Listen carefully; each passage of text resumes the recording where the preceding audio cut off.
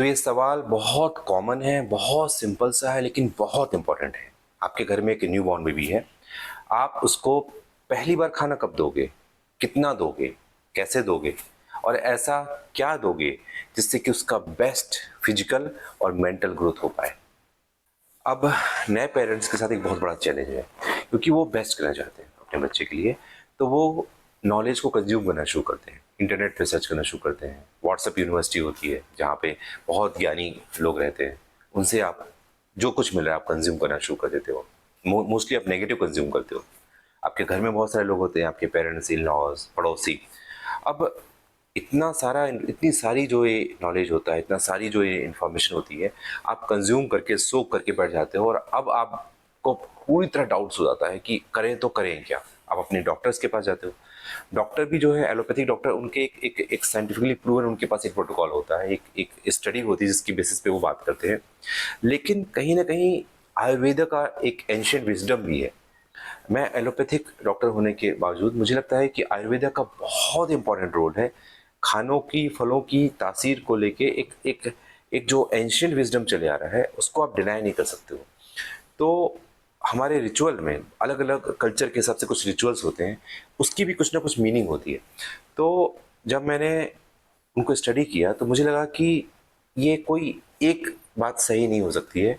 और समय के साथ साथ चीज़ें बदलती हैं, हमको बदलाव करना पड़ता है। हो सकता है पुराने टाइम पे कुछ चीज़ें ऐसी चल रही हों जिसके पहले वैल्यू थे, अब चीज़ें क्योंकि बहुत अच्छी हो गई हैं, फैसिलिटीज़ बढ़ गई, मेडिकल फैसिलिटीज़ बहुत अच्छी हो गई हैं, चीज़ें अवेलेबल हैं, तो हम अब उसी चीज़ को हमको एक मॉडिफाई, एक बहुत ही एक नए तरीके से देखना पड़ेगा। और उसे छोड़ना भी नहीं है और उसको पूरी आंख बंद करके फॉलो भी नहीं करना। हमको एविडेंस बेस्ड, हमको अगर कुछ बातें हो पता होनी चाहिए जिससे कि हम अपने बच्चे को वो सारी चीज़ें उसके साथ कर पाएँ जो उसके प्रॉपर ग्रोथ के लिए सही हो, और आपको बाद में रिग्रेट ना हो कि आपने ऐसा करते तो आप बच्चे के साथ कुछ कुछ और चेंजेस होते, या ऐसा आपको नहीं करना चाहिए था। तो इस वीडियो में मैं उन सारी बातों का एक्सट्रैक्ट जो है ना आपको प्रेजेंट करने की कोशिश करूंगा। इस वीडियो के एंड तक आते आते आपको आपके सारे डाउट्स क्लियर हो जाने चाहिए, आपको कहीं और भटकना नहीं पड़ेगा। हमारे यहाँ दो प्रॉब्लम बहुत कॉमन है। एक, बच्चे को 2-3 महीने के बच्चे को ही जूस, फ्रूटी, बिस्किट वगैरह देना शुरू कर देते हैं, ऐसे भी लोग आते हैं। और कुछ लोग होते हैं वो 9-10 महीने तक बच्चे को कुछ भी नहीं देते हैं, मदर फीड पे बच्चा रहता है। रीज़न ये है कि जब बच्चे को अनाज दिया जाता है तो एक रस्म होती है, अनुप्राशन। बिना अनुप्राशन के बच्चे को कुछ खिलाया नहीं जाता। अभी एक तरह का फंक्शन होता है, इसमें सारे फैमिली मेम्बर इन्वॉल्व होते हैं, खर्चे भी होते हैं। तो अगर फाइनेंशियली या किसी वजह से ये फंक्शन नहीं हो पा रहा है तो बच्चे का खाना भी डिले हो जाता है। ये दोनों तरह की प्रॉब्लम बहुत कॉमन है।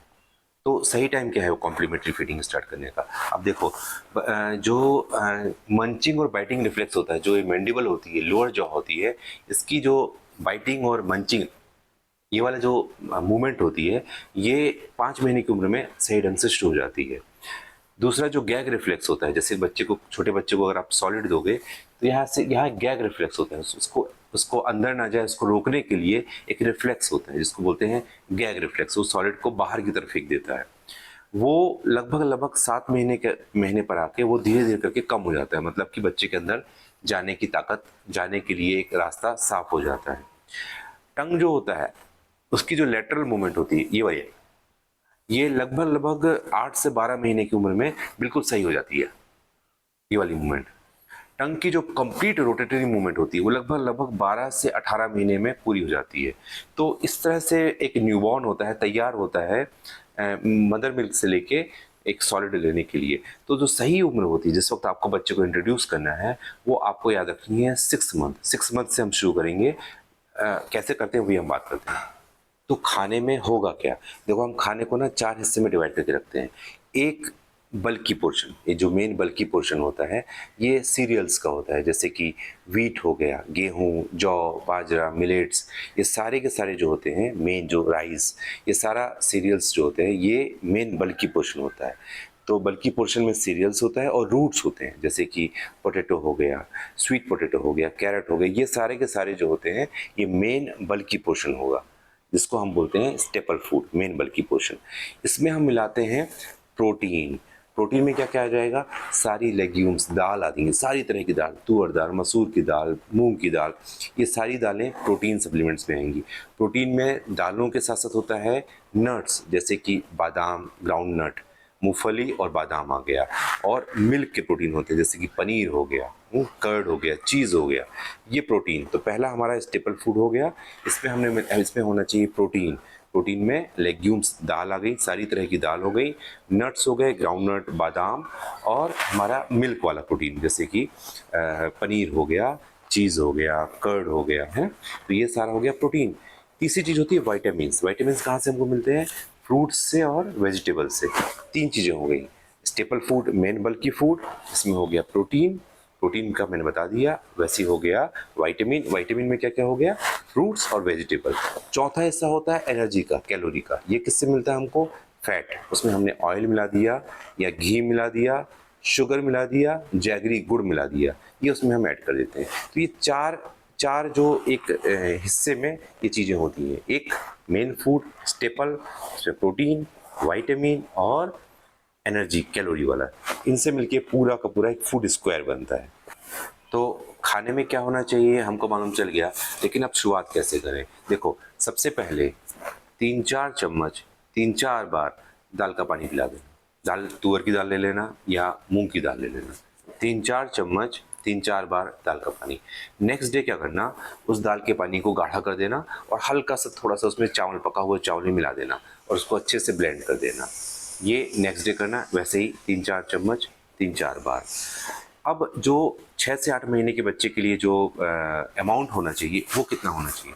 तो जो सीरियल्स होना चाहिए वो लगभग 40 ग्राम के आसपास सीरियल्स होना चाहिए, जो पकने के बाद लगभग एक कटोरी बन जाता है। 40 ग्राम सीरियल्स, मतलब कि राइस हो गया, व्हीट हो गया, रागी, मिलेट्स हो गए, सूजी हो गया, ज्वार, बाजरा, ये लगभग 40 ग्राम है ना। या रूट्स हो गए, स्वीट पोटैटो हो गया, है ना। ये लगभग 40 ग्राम ये वाला पोर्शन होना चाहिए। इसमें लगभग 15 ग्राम होनी चाहिए लेग्यूम, मतलब कि दालें। दाल 15 ग्राम हो जाएगी तो लगभग वो हो गई 1/3 कटोरी हो गई, 1/3 कटोरी हो गई। लगभग 2 चम्मच, मतलब 10 ग्राम के आसपास शुगर या जैगरी गुड़ होना चाहिए। लगभग आधा चम्मच, लगभग मतलब कि 2 से 3 ग्राम के आसपास ऑयल या घी होना चाहिए खाने में, है ना। जो पका हुआ ये बनाना होता है, ये लगभग आधा पका हुआ बनाना या इसी अमाउंट का लगभग एक स्वीट पोटैटो होना चाहिए। ये 6 से 8 महीने के जो बच्चा होता है उसके लिए पर डे इतना अमाउंट हमको देना है। तो पकने के बाद हम एक बच्चे को 24 घंटे में क्या क्या दे रहे हैं? लगभग 3/4 कटोरी खिचड़ी विथ वेजिटेबल, या फिर राइस दाल, या फिर एक चपाती जो दाल या सब्जी में सोक की हुई हो। साथ में आधा कटोरी कुक्ड सूजी, दलिया, रागी, खीर, है ना। या फिर जो राइस है जो साथ में पूरी तरह से मैश किया हुआ है शुगर में, जैगरी में, दाल में, है ना। साथ में आधा बनाना या फिर स्वीट पोटैटो। ये 24 घंटे में लगभग हम बच्चे को देंगे। 6 से 8 महीने के बच्चे को इतना हमको देना है। इस कॉम्प्लीमेंट्री फीडिंग के साथ में ब्रेस्ट फीडिंग कंटिन्यू रखना है ऑन डिमांड।